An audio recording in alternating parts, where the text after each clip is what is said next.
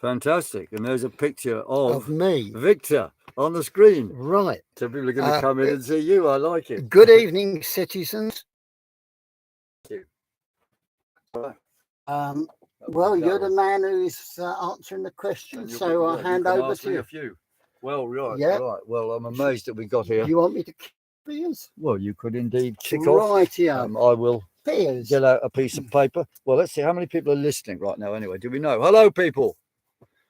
Bonsoir, tout le monde. Let's put my tie straight. Yeah, we had a few delays with computer games, but not that sort of games, not the youth games, just struggling. Passwords are the bane of my life, but we somehow remembered them. Give me the thumbs up when you're ready. Okay. Okay, how do we know how many people are watching? Do we know? I've got no idea, mate. If you can't tell, Moderation helps feed. Edit. What's this? Well, is anybody watching? How do we know? Oh, this. Should we plug this in case we need to? Where does that go? On the side here? I've never used one. I do have one, but I've never used one. Perhaps it's the other side. Could be. Made for left-handed people, perhaps. I don't know. It was designed for me. But you left-handed? I am actually. Yes. Oh well, that it went into that one. We'll go. It doesn't go into that one. Definitely doesn't take those. All right, let's just take the one it takes. Obviously, if it doesn't work for me. Oh, there we are. Is it working? It is. Splendid. Right, Piers. Well, I hope you're ready for a few. I am, but I want to see if anyone's looking, anyone's watching.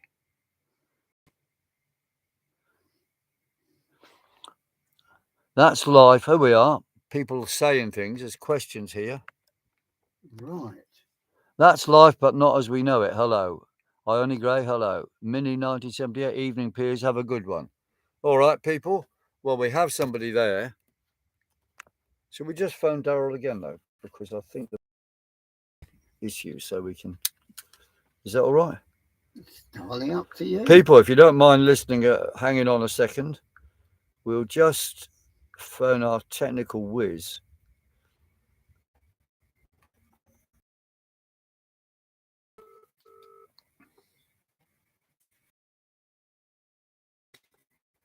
And feel safe. Questions. I just wondered how we know how many people are actually watching.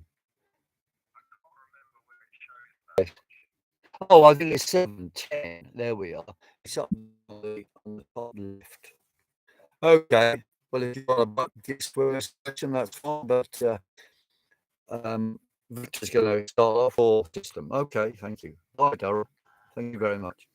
Yes, people. That was Daryl, who's been very helpful in making sure this stuff goes. And Victor kindly provided a better computer because the very old one I've got, dating from 2000, couldn't cope last week. And Victor's, I'm assured, is only 4 years old as opposed to 24 years old. And himself is only 24, and I'm only. In my dreams, Piers. I'm only. I identify as 46. Though I might be older. Okay, so people, thank you very much for coming. The point of this Q&A is for anyone to ask anything and for us to make certain points. The most significant thing, of course, you want to talk about is what's been going on and me standing as London Mayor.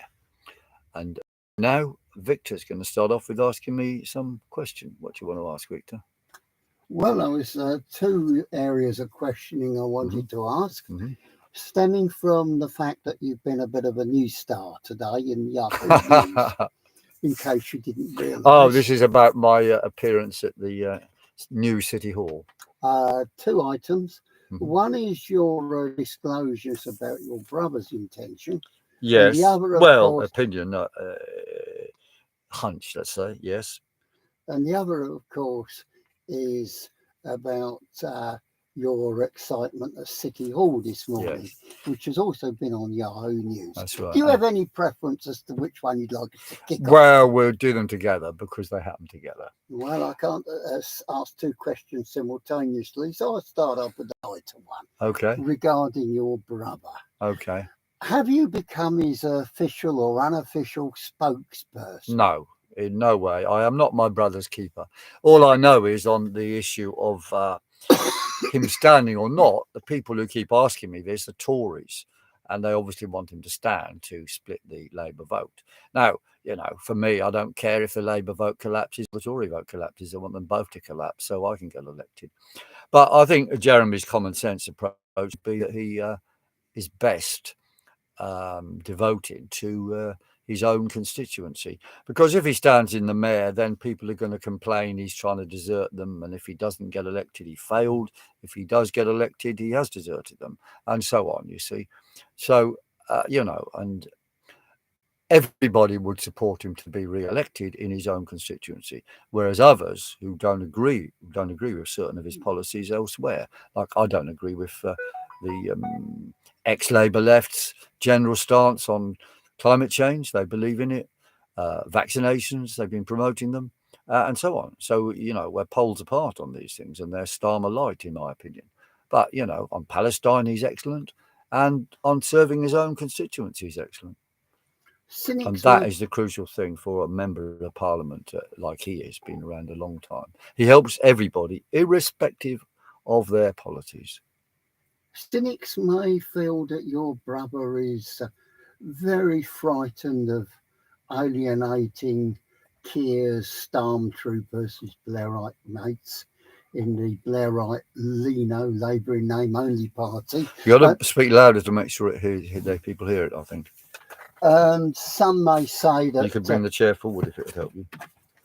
Some may say that you're acting as unofficial spokesperson. No, I'm not. Because I'm certainly not, because your brother is... He'd have to agree that, and he hasn't even asked me or anything, and I haven't suggested it. Last thing I would do, in fact, when we've had conversations when he was in a higher position, his aides would perfectly clearly said, Piers, don't let them, make you speak as if you represent him. I said, no, certainly not. I mean, no, we don't want that at all. So what? Just like he doesn't speak on my behalf either. He might give an opinion if he's asked, but it would have to. All it would be. Why do you think he's not speaking for himself and disclosing his intentions personally then? Well, it may be he's sort of boxing clever and hoping to curry favour with the Starmerites, but I would say that is a completely lost cause.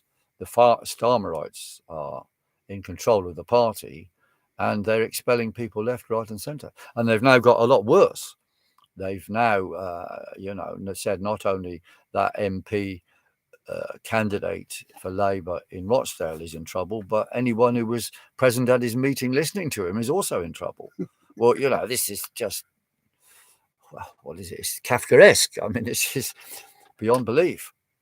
So you can be contaminated by hearing. Yes, but I think, personally, I'll be backing my brother in his own constituency unconditionally, even though there's many policies I don't agree with, but in practical terms, he's the man for Islington North. Well, let's move on to Piers. Yes. You've also been in the news today in your own right. It's reported that you had a rough time at County Hall. I did. Well, what happened? I went to County Hall to go to the question time of Sadiq Khan. And I got in a place in the normal sort of way and checked the bags, and I gave them stuff that I wasn't allowed to have in and never intended to have in, namely a megaphone that I had with me, and they looked after that, which is fine. But I'm walking towards the entrance to the chamber where they're having questions and answers to Sadiq Khan, and I'm confronted by 3 security guys standing in front of me saying, "You're not coming in." I said, "Well, I'm in the building and I'm a member of the public. What is the problem?" And they said, and I'll quote exactly what they said, because I wrote this down. They said, "We believe, we're refusing you entry because we have reasons to believe you may disrupt." And I said, "Well, what reasons are those?" And they just repeated the sentence.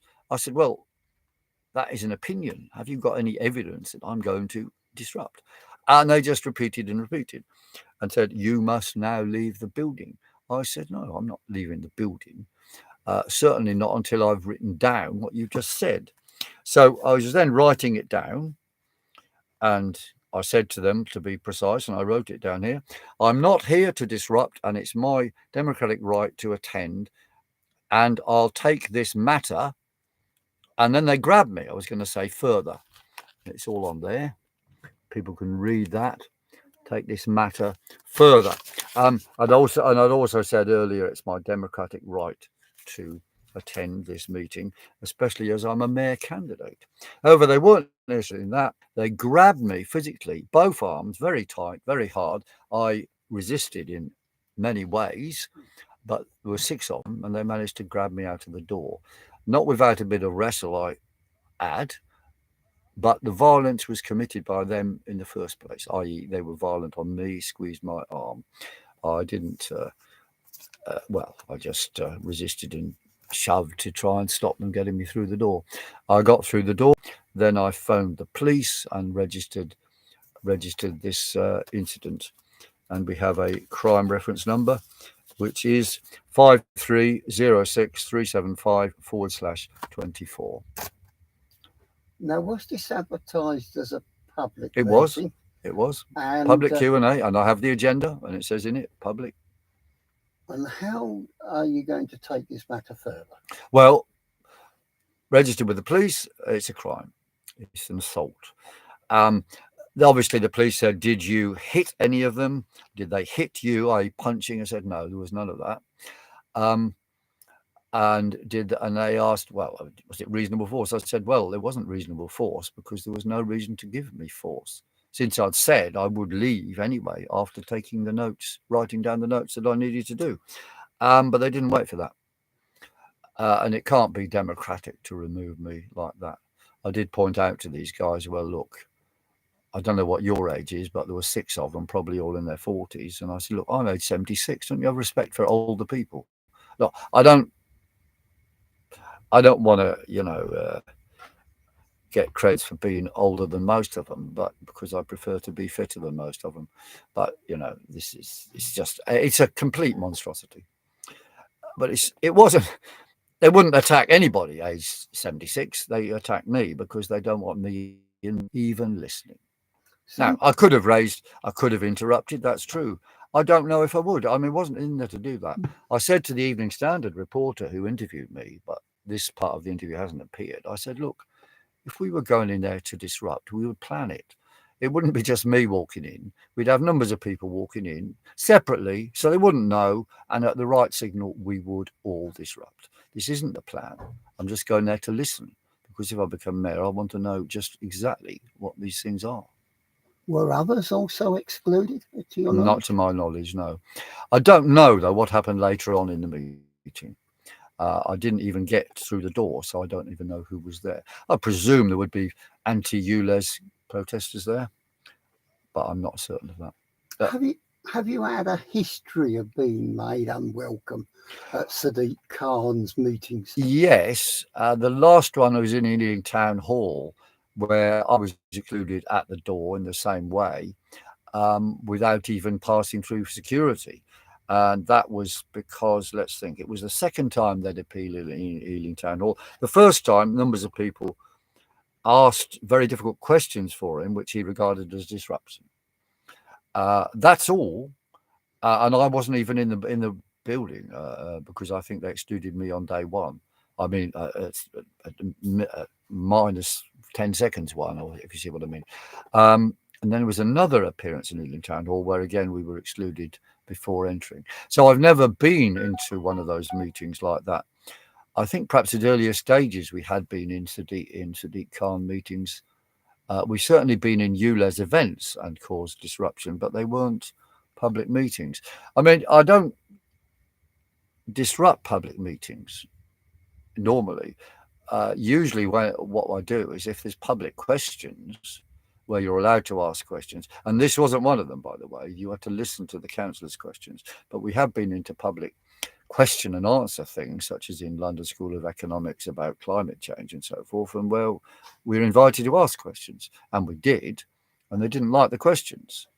Or our insistence for answers, and then bundled us out, or tried to bundle us out. Eventually did. But that's them disrupting their own meetings. I do not set out to disrupt discussion and questions at all. So you're saying there's a pattern of making you unwelcome? Oh, I was excluded from a Trotskyite meeting last week, which was very strange because they have a set of demands basically we agree with, i.e., that social democracy fails to do what's needed because it marches people up the top of the hill and down again, and not doing practical things like trade unions, boycotts, or blocking arms shipments and so on. And I agree with everything they said on that, but they didn't want us in there because they said we might disrupt. Well, we had no intention of disrupting. I think the problem is that they believe in masks and COVID, and we're wearing masks in there, and they know we would probably make jokes about that, which indeed I think might have happened. But that wasn't the reason why we went to the meeting. Why do you think Mr. Khan and his Blairite comrades are so keen to exclude you from their meetings? Well, it's because we have a program of action which can beat New World tyranny if it gets taken up by people. First step is, of course, give it a voice, which is why I'm standing as a London mayor candidate. And we do need, by the way, 25,000 quid, guys, for that. So I'm going to be asking you for money shortly. But you see, our program of action can win. We all know, we've learned just by watching left social democracy and the general thing, general parliamentary activity, that it is a circus. Labour say one thing, Tories say the other, and then they cross over and each say the same thing or the opposite thing and so on. And you choose each time between one or the other. And I've been to numbers of elections where say, Piers, we agree with you completely. And we're against all these main parties. And then I asked them after the election, well, how did you vote? Said, oh, we agreed with you, but I voted for them in case the others got in. Now, it wouldn't have made any difference if the others got in. I mean, we're going to have, in the mayor elections, the same sort of nonsense. But this time, just say no to this false choice. Because we have the Tories saying they're against ULEZ extension, but in favour of the rest of ULEZ. But they're in favour of all the cameras. Well, who knows what will happen, because she'll do a U-turn because of pressure from government or whatever, preparing for the general election. Who knows? But they cannot be trusted. I mean, ULEZ started by the Tory party anyway, under Boris Johnson. And then, well, keenly adopted by Sadiq Khan and Keir Starmer. Okay, because they all believe in the green agenda. And that is the point. I mean, if there's any Labour left standing, there'll be a problem because they believe in the green agenda, which leads to ULEZ. And the other opponents of what I'm saying will be Reform and Reclaim, who probably oppose ULEZ, but they support genocide in Palestine. Well, we can't have that. I mean, the mayor has to speak out against genocide in Palestine, and I would certainly do that. The current mayor, who's a Muslim, by the way, or purports to be, has been rather silent on the topic of Palestine. Would you agree? And would you offer a reason as to why? Yeah, well, I think he's probably said something, but I don't know how much. I mean, I'll offer a reason why. Well, yes, I mean, okay. He should be at all the rallies saying London is against genocide. Oh, I don't know if he said anything at all, just to be fair. I know he has said some things about the other issue that was going on the last few days, namely Assange. He said a few things about that, I believe. But look, why isn't he opposing, alongside us? And the answer is, of course, that the World Economic Forum wants the genocide. All the leading mega corporations, all the leading governments want the genocide. Well, the leading governments that are very pro-WEF, the Chinese and Russians, I think, are not happy with what's going on there. But the United States, Britain, France, they want the massacre because they want the land. They want the land because they want the oil. And they want to build a canal through Gaza, a canal to with Suez, a modern canal which is big enough so that those super tankers now don't get stuck if they get pushed sideways. I mean, it makes sense, but if it's going to be a canal, the people in Gaza should have a say on it and have income from it. And then Gaza could become a mega rich state, of course. But that's the last thing the Israeli government want. And the Israeli government is a key part of the World Economic Forum. So our job, my job in the election and now, is to unite the struggles against Israel in terms of Palestine, and of course against Israel and all their sidekicks and cronies and others in the WEF, where they're imposing, destroying all our freedoms through climate nonsense, through the jab, and so forth. You've said quite a bit about the Zionist regime in Israel, Piers. Why do you think countries like ours and the USA seem at best indifferent to what the Zionists are doing in Palestine, and arguably actually complicit and supportive of what the Zionists are doing? Why do you think that is the case? Well, they have a common interest. Israel has got massive investments in Britain, and those mega corporations which have big investments in Britain are bound up with the British economy. Google and Facebook are big players here, for example. Do they involve Israel directly? I don't know, but there's a lot of, well, they do, yes, but there's a lot of big Israeli companies here who obviously the British government wants to favour and help. But the main thing is the WEF agenda as a whole, and the WEF trains or controls many politicians around the world. Sunak and Starmer being just two of them. So vote for one and you'll get the other's policies if you like. It won't make any difference. The choice between Labour and Tory is a nonsense. Let's get back to the choice between the Blairite Labour and Name Party and the contracted figures. Now, some people argue that the choice between them two is rather like a choice of crossing the road and wanting to be run over by a tractor or a tram. Yes. Others well, I argue choose a that tractor because I like tractors. that the Blairite Lino party has become so morally and politically bankrupt and has lost touch so much with its original Labour roots that it needs the contratatives, because that's the only argument they got left for voting for them. You've got to vote for us to keep the contratatives out. Yes. And it's vice versa That's on right. the contratatives part. But Would you go along with that? Yeah, belief in, I mean, it's all true, yes. And when people walk into the voting booth, they think, and they suddenly remember, I'm Labour. No, and they'll vote that. That is the problem. We have to break that. This election, we aim to break the circus with a set of demands to stop the war on all our rights. And I'll talk about that specifically in a second, but I want to just look here at the live stream list. Who's it? Hello, evening, Piers. Have a good one. Allegedly, Peter. Good evening, Piers. Boris Johnson. Well, I don't believe that is actually Boris Johnson, but let's have a look. Good evening, all. If you need additional help to get elected, my door is always open. Well, yes, okay. I think that's a fake, I suspect. Your brother supported your brother Sadiq Khan line on hate speech lunacy. That was when I knew he had abandoned his principles. Yeah, fair point. I mean, to be fair, Jeremy hasn't abandoned all his principles, but, people surrounding him are manipulating him.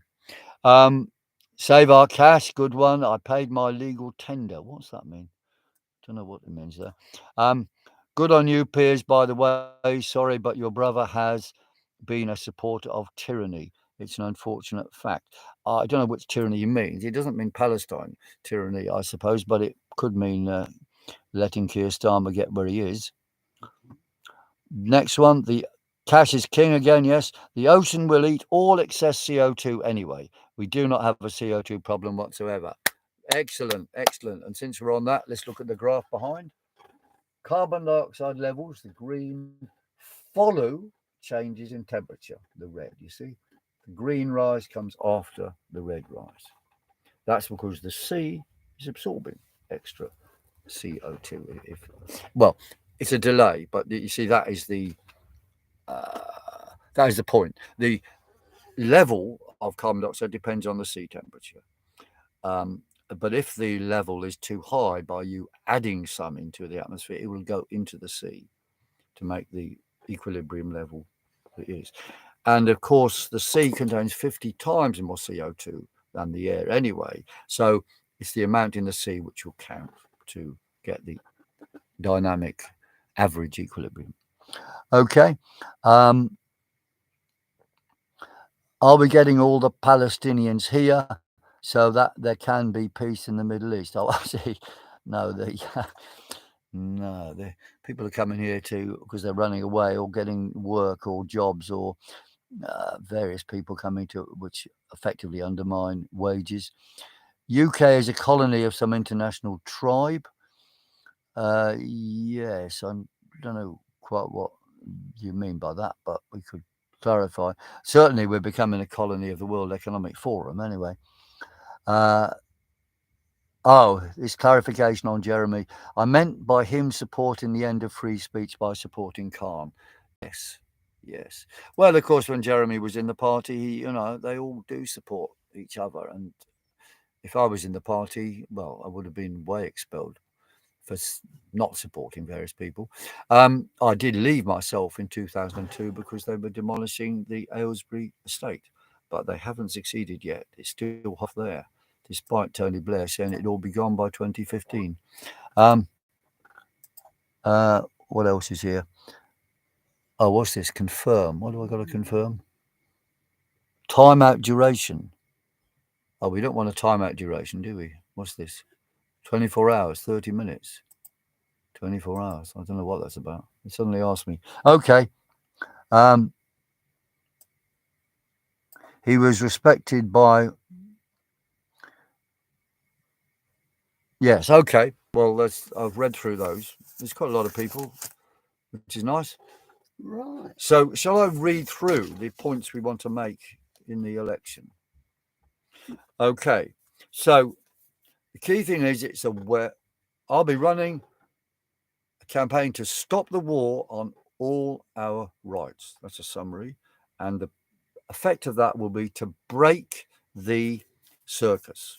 Okay. Now, that's a big thing, but we'll be the only ones coming forward with reasonable policies. Okay. There will be fake ops around, as I said, Reclaim and Reform, but they are pro genocide parties. And them and GB News, Lawrence Fox, Nigel Farage, basically have all popped up at this time, this moment, I think funded by Israel in order to confuse and break us and back a genocide because there's massive interests attached to that genocide. It also means if we beat them on Palestine, the WEF is in big trouble. Okay, but the actual policies I'm going to put forward are, first of all, on housing, we want to end the excess of empty, unaffordable properties in London. There's about 250,000 of them. Incredible. Empty because of speculation. And as I said to City AM, who phoned me today, I said London is the money laundering capital of the world, which is why property prices are going up and up and up and up, even though it's now less expensive to build a house than it ever has been. The cost of reconstruction has gone down and down and down, but the housing crisis has gone up and up and up. And the reason is massive speculation on empty properties. There's properties in Oxford Street, by the way, for example, which are selling for £6 million for a 2-bedroom flat. £6 million. And the whole block is empty. Nobody's buying them. The value's going up. Somebody wants to launder some money. They buy it. It goes up. They sell it and take some money. And so it goes on. And they keep themselves secret. And one of the things I would do as mayor is say, the 57,000 empty properties which have landlords from abroad who do not even give their identity will be confiscated by some means or other unless they reveal who they are.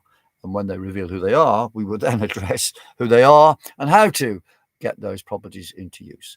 The effect of what I'm doing would be to really attack, end, and undermine all this property speculation. Then rents would go down, and then there'd be a race where they'll be withdrawing money from London property. That's what they'll do. And we'll have massively cheaper housing. That's what I'm intending to do on housing. Okay. And it is doable. People know my history on housing. We did squatting in the 1970s. And the consequence of that squatting campaign, me and others, was that the Greater London Council then gave tenancies to 10,000 squatters. 10,000 squatted houses, probably 30,000 people. And that was on the tail of us winning in Elgin Avenue, where we had 200 people rehoused, me being one of them. And there was other campaigns and fights as well. Okay, so that's housing. Next one will be zoning. I will end all the congestion zone over the whole of London, and will also end all the ULEZ over the whole of London. We'll also review the congestion zone by reducing congestion zone charges and just see what happens, because I don't believe it has any effect on congestion. Cars stay out of London anyway because it is actually so many of them getting through. It's just a money launderer, a money spinner, money collector. And the other thing I would do on that is, of course, stop the chokers, which Sadiq Khan has put in every main junction in London. He's done it to make it difficult to drive. We've got to help business, people in London struggling to survive, and it just takes hours to move anything from anywhere to anywhere. It is crazy. We've got to end that. So I'd be supporting small businesses by ending zoning, and of course lots of other zoning issues. All the zoning nonsense will end. It's not to control pollution, as he claims, it's to control you. Pollution goes up in these areas where they impose zoning because vehicles travel greater distances round and round. Okay. Third issue is about human rights.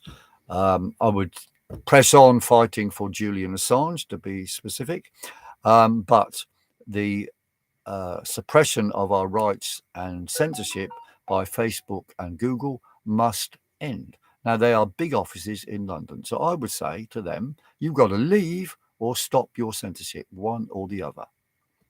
See what they do. The mayor will have certain powers, and I'm sure we can, encourage councils locally to do things, say to the government, this must be done, then have a big argument with the government, and so on. A bit like when Ken Livingstone had, 24/7 arguments with the government, which was very productive. People said, oh, you can't argue with the government, Ken. Well, he did very well, Ken. And if you're watching, Ken, well done. I remember you so well.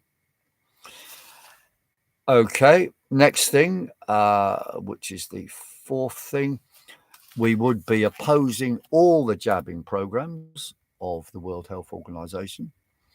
And we know that disease X will be probably turned on by ramping up 5G and 4G, which will then make people feel ill because of what's been injected into their bodies in the jab. And also from non-mRNA jabs, the stuff being injected. And some people who've never been injected with anything also have some of this because of pollution, i.e. things which encourage heart problems and so forth by these, they're not clots of blood, but blockages of spaghetti-like things, spaghetti junctions in their bloodstream. So the World Health Organization will try and impose these things. We will oppose that. And of course, the fifth thing will be no lockdowns whatsoever in the name of climate or jabbing or some disease X or whatever. No lockdowns. Any move to a lockdown will be another con. And as the mayor, I would just say to the police, no, we're not going to follow any of these rules. You're not going to implement anything. You're not going to close down anything. And they'd have to listen. Well, they'd have to do what I say, unless the government then wants to take over total control of the Metropolitan Police. Well, okay, they would try that, but perhaps the Metropolitan Police wouldn't agree. I mean, I know as a fact a lot of police top level police do not agree with the ultra low emission zone. They think it's just crazy, giving them unnecessary work. And interestingly, they don't seem to care about the fact that lots of people are taking down cameras. They seems to be get away with it. There have been some arrests too, but compared with the numbers of cameras gone down, it's just trivial stuff. Okay, and the next thing, of course, is man-made climate change does not exist. So I would remove all the rules associated with that. ULEZ is one, an indirect rule, because they now claim it's about pollution, i.e. smoke, but they initially claimed it's about carbon dioxide. And we would work with farmers on the No Farmers, No Food campaign and find ways of direct connection between farmers and the people. Farm shops where you can buy the food from the farmers and bypass all the nonsense that goes on with the supermarkets who basically rob farmers appallingly. A farmer just gets a few p for a loaf of bread, the wheat in a loaf of bread. Same for the milk. It's theft. This is going on. All right, well, those are the crucial things. Obviously, all of the issues on the United Front website. So it's theunitedfront.uk. Those 12 points there, I would support all of those, but they're not necessarily specific policies for London, which I would include. And perhaps on the question of money, this needs £25,000. We have people who've already given some money. We've only just started collecting the money, but between now and March the 10th, we want enough people, one, giving money, and two, pledging to give more, right? Go on to let the UK live. Go on theunitedfront.uk and click on the button and give some money now, please. £50, £100, 10 grand, whatever, 25 quid, 5 quid, whatever. Give. And also pledge on another button, which is contact at theunitedfront.uk. Pledge to give some larger sum when we say go. And then we'll have a list of all these, add them up. When it's getting nearer to 20 or 25 grand, we'll say go. And then people give the money. We are also looking for larger donors. So 25 grand won't be what we'll have to get via semi-public, but we'll keep that on the site for the time being. I mean, I've got a list of people who gave money yesterday, just walking up to me, walking around on these Palestine things, and also the science thing. So we've got this little banner here which just explains points, and various people gave money, so we collected a couple of £100 in the last day or two. Which is a start, but this is only a start. But we are looking for larger things. So please think about it. If we don't do this, the circus succeeds. If we do this, we're going to make a massive dent in the circus. Now, could I win? Well, anything could happen in the current situation. Anything could happen. The disbelief in the major parties is now massive. A lot of people say to me, Piers ain't going to vote. And then they hear I'm standing and say, well, I'll vote for you. Well, look, if all the people who are not going to vote for me, we would win. I mean, let's be clear. The turnout on this election is going to be low, very low. Turnout in most council elections is only 30%. General elections, 70%. The mayor elections, something in between. But it's going to be nearer the 30% this time. So think about that. You can make a difference. First of all, get me there. Which means go on those sites that the UK. Sorry, I keep saying. We better ignore that. Theunitedfront.uk and contact at the United Front. Okay, can we turn that off? What's he doing? Oh, it's gone now anyway. Right. Any more questions on specifics? Let's have a look. No censorship, quite right. More Boris bikes. Oh, that's an interesting idea. Yeah, on bikes, I'm in favour of cycling, but I'm not in favour of empty cycle lanes being used to impede traffic. I mean, it's a bit like the Balfour Declaration, isn't it? It was declared there would be a state for Jewish people, but it should not impede upon existing people. Well, it has. Now, I'm in favour of bike lanes, but they should be put in a way where they don't impede on traffic. And there's plenty of ways of doing that. However, Sadiq Khan deliberately puts them in order to impede traffic. It is crystal clear. Just look at these plans. Just look at them. But I used to ride a bike. I got cracked ribs as a consequence, or had them. Would a bike lane have helped? Probably not. But, bike lanes and bike tracks are good in the right place. Some of them which are empty, I would remove. Others which are working, well, keep them. And then try and deal with, if there is a problem for cars, then that has to be solved, especially at junctions. Okay, next one on there. No censorship, quite right. Free Julian Assange, absolutely right. Julian Assange, very interesting. It's obviously a campaign for rights of journalism. In fact, the campaign for Julian Assange is our Gaza Strip of freedom. It's also true that people say, yeah, but Piers, they want to carry on the story in order to warn every journalist that it could be them. Of course they do. The story will carry on. But see, we still have to fight for his rights, whatever. I mean, the powers that be will always play whatever we do into something to help them as much as they can. But we still have to do it.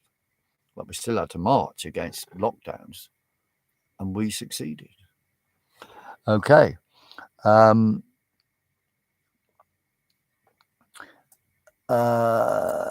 Whoever we vote for, we always get more immigration. Well, that's true. Yes, of course, because both the parties are saying they're going to reduce immigration. I mean, I would say I support actual people who really are genuine refugees. They have to be welcomed. But this stuff we've had is a game from Tony Blair and others. They want more people in here who will accept lower wages. I mean, I met Romanians. Nothing wrong with the Romanians I met, but they told me said, Mr. He didn't know who I was. He said, we're better than the Poles. I said, why's that? He said, oh, because we work for less. That was his selling point to me. I mean, he probably thought I was an employer who was going to employ him straight away. I mean, I don't know. But, this is monstrous. The trade unions here have to stand up and say, no, anyone who comes here has to be in a trade union and be paid the same as us. Then all of a sudden, they'd be wanting to stay in France. Let's see. Or ask them to go and work for Tony Blair at above the minimum wage, or even the minimum wage. A lot of these guys work for lower than minimum wage, illegally as well. I mean, what's the law about? Please. I mean, of course, anything you say, someone says you're a racist. No. I'm not a racist in any sense at all. I'm for rights for everybody. And that includes employment and fair wages. Okay. Good one here. This is very good. Winfred Wibblesworth. Palestine isn't the only place where there is a war. It's the only one in the news. What about the Democratic Republic of Congo? Yes. Well, the word DR, of course, is undemocratic republic. Anything with democratic in the name probably isn't. As my father told me when I was 7 years old, asking questions about the German Democratic Republic. I said to him, oh, Dad, that must be better than the other one because that's only a federation, isn't it? He said, well, look. And then he told me that about democracy and a title. I shouldn't think he was in favour of either of them, really. But anyway, there you are. Yes, there's a lot of wars around.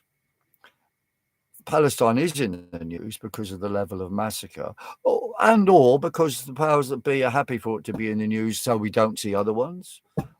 The Houthi rebels in the Yemen, of course, they've been smashed up. They've been bombed all over the Yemen because they're attacking ships which are heading to support Israel. Well, there's not people in land doing anything in the Yemen, doing anything to impede ships, but they're all being bombed. So, there's something going on there, which is something else. Congo, yes. Ukraine, of course, still carrying on. NATO's lost, but they don't want you to think about Ukraine, so they will carry on with keeping it dark by talking about Palestine, however embarrassing that is as well. So what is the time now? If we can see the time there. It's 8 o'clock. 8 o'clock. It doesn't. Well, we could finish at 8, which I don't know if it's automatic. or not. Let's see if there's more questions. Or something's popped up there. No, it's gone. Something has popped up and gone. This gets recorded somewhere anyway, doesn't it? So it gets rewatched. People want it. Does it? I didn't know that. Any more questions, people? Phone up your friends. Oh, there's another one just popped in about BLM. Yes, Black Lives Matter. Well, this is funded by George Soros. I mean, the phrase Black Lives Matter sounds really nice, doesn't it? Because Black lives do matter. However, when people say to add on all lives matter, they get attacked as being Nazis. No, this is just ridiculous. The thing was created by George Soros to divide black and white people. Now, I agree that Black Lives Matter. I also agree that all lives matter. And we noticed that, Black Lives Matter and Just Stop Oil and Extinction Rebellion work together. And they've now been turning up on Palestine marches to say they support Palestine, so long as people agree that they've also got to have a war on CO2, because CO2 is a war as well. Well, look, this is madness. They either support Palestine or not. You've got to have a condition on that. I'm not going to impose any condition on opposing genocide. I mean, that is ridiculous. So when people pop up with that, just say to look, please go away. If you support us, support us. If you don't, go away. We want proper support. This Winfred Wigglesworth agrees with me. It has harmed race relations, BLM. Yeah, of course it has, yes. It's like the Ministry of Truth from 1984. Well, that's true. Lots of things were told the opposite to what's happening. And interesting, this crisis of trust now extends right into Parliament itself, where we have the Speaker of the House breaking his rules in order to help Keir Starmer. And now there's a little rebellion going on among all manner of MPs demanding his resignation. Now, I sincerely hope he goes. It's interesting. Will they keep him or will they not find a cover? If they get rid of him, it will be a measure of the increasing weakness of Keir Starmer. If they keep him, beware.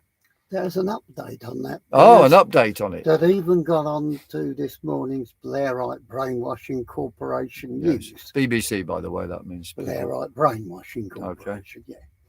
Yeah. Apparently, Mr. Hoyle had received messages from associates of Keir Stormtrooper to tell him that it would be in his interests if he wanted to keep his job after Stormtrooper got into power. Now, apparently, the Speaker earns about 5 times as much as an ordinary MP. Is he really? Okay. And he doesn't have to do any constituency work.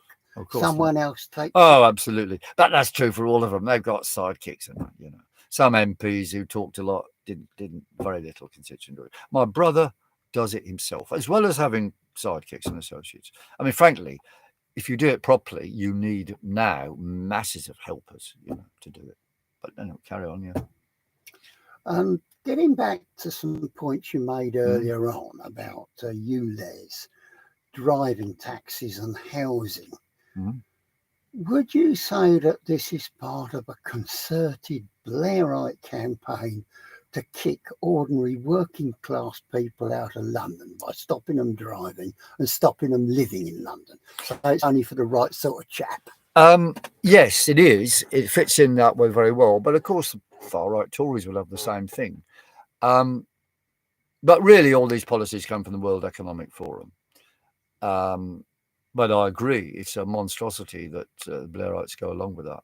And what is going to happen to people moving out of London? I mean, it'll also mean jobs will go from London. So what's... You've got all these blocks of flats being built for what? The WEF also has a policy of depopulating the countryside. So they want to shove people back into London and live into these flats, but they can't afford them anyway. So maybe they'll be just allowed to go there at subsidised rates, and they'll print money to maintain property runaway values and property speculation. I don't know, but this model is completely wrong, and I would dismantle it. Now, if I can. you probably heard that Sadiq's excuse for ULEZ is to stop pollution. Yes. Um, what do you think of the fact that even though the lease on the international bus terminal in Victoria ran out, instead of having a terminal somewhere that's cheaper, like say the Millennium Dome area, which a lot of international bus companies prefer and use anyway. I'll give an example, Flixbus. Why do you think Sadiq, who's opposed to, or says he's opposed to pollution, had the lease in Victoria renewed, obviously at a much higher rent, and is having all these international buses chugging diesel fumes across the high streets of central London when he's supposed to be against this? What would you say the explanation? Well, he's got some deal with these people, interesting their international setups. Yes, look, as I said, they're not interested in pollution. It's just an excuse. As a fact, of course, the tube trains for these microparticle pollutions are 40 times at least, but on average, 40 times more polluted than the roads.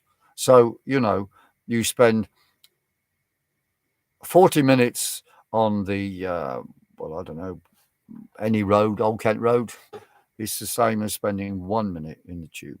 Um, so that's another thing I would do, would be fighting real pollution. Would include the tubes and include electromagnetic radiation, which you haven't talked about much. But the RFR, radio frequency radiation, is damaging, and I mentioned how it can be turned on, the effect of it, and be used for disease X. But we need a massive campaign to remove RFR from all over the place. No more RFR in schools, for example. None at all. They've got to have cables, and it's all possible. People should not be going up to 5G. We should basically ban 5G. 2G is what we need, really. And that's enough. I mean, I didn't, you know, I didn't live my life hoping to get a 5G phone so I could download some Stanley Kubrick, full length film in 10 minutes. I mean, that wasn't what my life is for. So it's just the wrong thing. But RFR is really dangerous. It is a pollutant. People don't know that. But they're making propaganda all the time for RFR. And also, can we have these other pollutants, namely electric vehicles? They are massively polluting in terms of their disposal. And of course, the killing of people, children in the Congo who die because of they're doing the mining. And that war in the Congo mentioned, of course, is all connected with extracting minerals. And the mayor of London, in my opinion, should visit there and say what's going on, and then say, okay, we'll ban electric vehicles from London. Now, if I was to announce that, some electric vehicle owners would get rather cross, I dare say.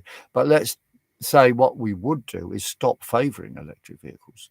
And insurance companies should make electric vehicles pay real insurance, because my insurance on my old car has gone up, way up.